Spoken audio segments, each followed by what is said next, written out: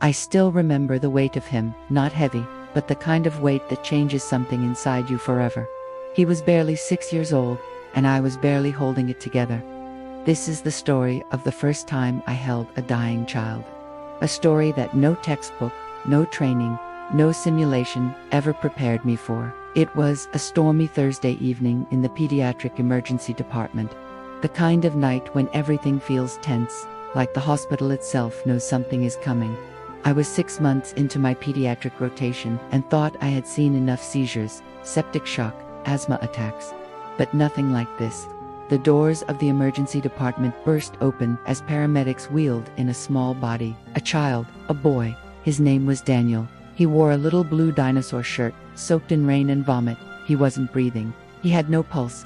CPR had been started in the ambulance, but it had already been 5 long minutes without oxygen. Trailing behind the stretcher was his father, barefoot, drenched, praying under his breath. The resuscitation room exploded into action. I was assigned to assist with airway management, but my hands trembled. Daniel's face was pale, lips blue, and there was something hauntingly still about him. The senior doctor called for epinephrine, compressions continued, and we pushed and fought for what felt like eternity. 15 minutes passed. Another adrenaline push. Then a flicker. A pulse, faint, but there. A collective breath filled the room.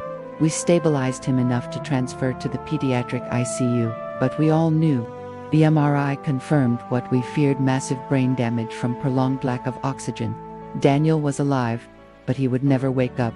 Machines were keeping his little body going, but he was gone in all the ways that mattered. That evening, I sat with him in the pediatric ICU, just me and him, machines beeping slowly, breathing for him. Around 2 a.m., his parents returned. His mother hadn't seen him since the incident. She stood in silence beside the bed, staring at her son. Then she looked at me and quietly asked, "Can I hold him?" The doctor explained that he was on full life support, that she could only hold him after it was withdrawn. Her knees buckled.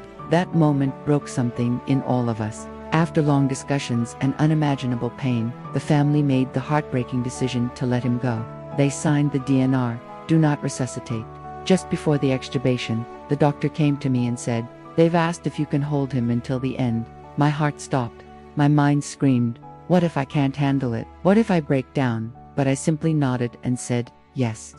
The room was quiet, peaceful. I sat in a chair, and they placed Daniel in my arms. He was warm. His head rested against my chest. He didn't move, but I whispered to him anyway, "You're not alone, sweetheart. I'm here." His breathing slowed, then stopped.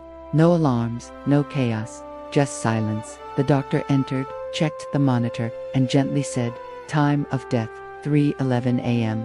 I walked into that shift thinking I was there to save lives. I walked out realizing that sometimes we're simply there to give dignity in death.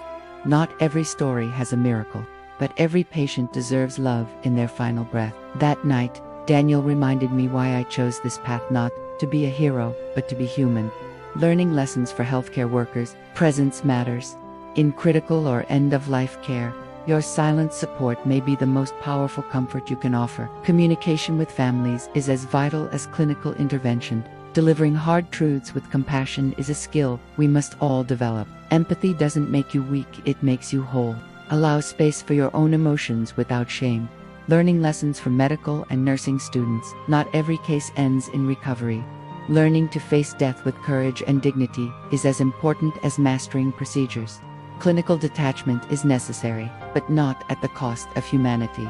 Balance professionalism with compassion. Be prepared for ethical challenges, especially involving end-of-life decisions, and always ask, what is best for the patient and the family?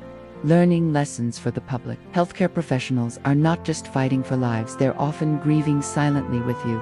Understanding the reality of critical care can foster deeper appreciation and patience during hospital experiences. Compassion is everyone's role, whether you are a parent, a relative, or simply present in someone's final moments. Closing reflection. That night, I realized medicine is not only about saving lives, it is about standing with someone when saving is no longer possible.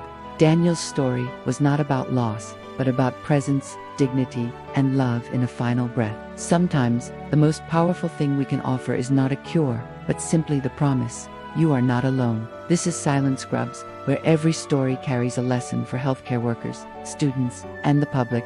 If this story touched you, subscribe and join me as we continue to share the unseen truths of hospital life.